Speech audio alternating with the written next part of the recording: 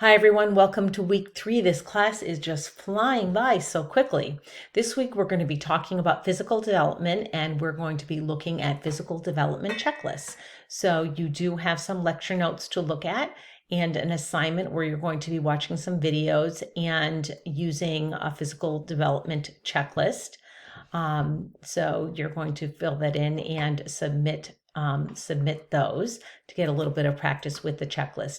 And then for your chapter, for your case study, you are going to continue with physical development and you are going to be doing your draft chapter about physical development. So you will decide what you're going to be recording about physical development. You will decide if the checklists that you've been practicing with continue to be appropriate and continue to draft this next chapter.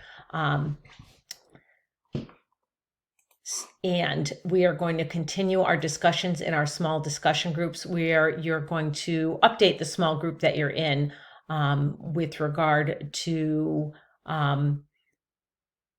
what you have been doing with your child. So you're going to talk about, given what you've already shared about your child and what you're observing in the physical domain, you're going to start painting this picture for your discussion group. And that's why you're going to stay in these same discussion groups for the remainder of the course. So you guys will get to know a little bit about the case study that each one of you is doing. And I hope that helps being in those smaller groups.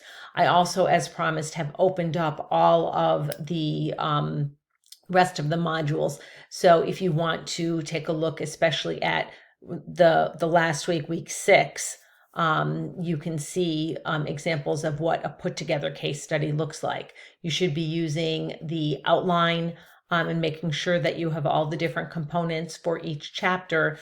I was asked how long chapters should be, and I really don't have a requirement for length. What I would ask is that you make sure that you follow the outline and that you clearly label each of the sections and be concise. Say what you need to say. You don't need to expand on it beyond what the requirements are. And I really would appreciate if people can be concise. When I'm reading all of your papers, I want to be able to give you lots of very specific feedback on each chapter so that when you put your full case study together for the final week, you'll be able to go back in and really fine tune it.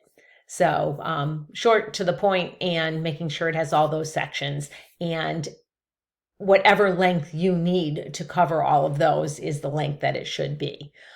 For the discussion, I think you guys have been doing wonderfully. Remember that with your initial response to the prompt, you should be using references and in-text citations to show connections to what you're learning with what you're discussing with regard to your case study.